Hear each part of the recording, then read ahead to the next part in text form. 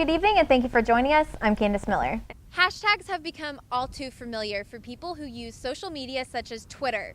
Well, now UCA leadership is promoting their hashtag, BearCab. If you're looking for a ride across campus on Tuesdays and Thursdays, be sure to hashtag BearCab on Twitter.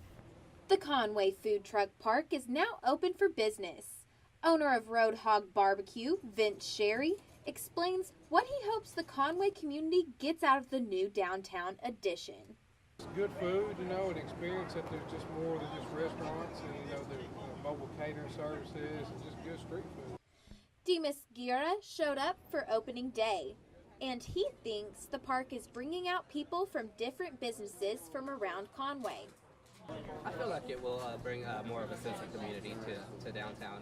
It gets people, from different businesses. I know I've seen, banks here work from HP, coming in, and they're all sitting down and talking to each other about what they're getting and what other people's experiences are with the different vendors. And that is what the vendors were hoping for. The park was intended to be a place where Conway locals can socialize and also bring business to downtown Conway. We decided to try to put together something that people can congregate at, have good food, hot on the spot, help business here in downtown Conway, just to kind of have the flavor. If you are interested in trying out Conway's new addition, the park is open Tuesday through Saturday, 11 to 2, and then 5 to 9. For News 6, I'm Kandice Miller.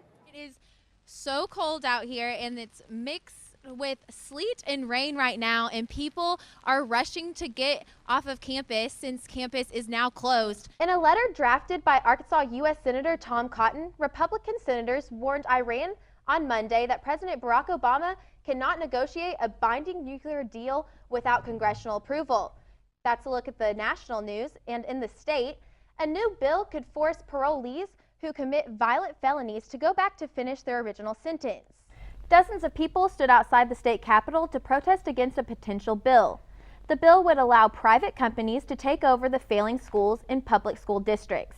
Representative Bruce Cozart, the bill's sponsor, was affected by all the negative attention and decided to pull it before the protesting began.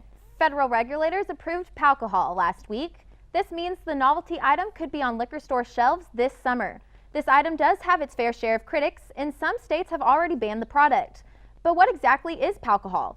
Well, speaking of helmets, I know football is over, but how did the guys' basketball team do?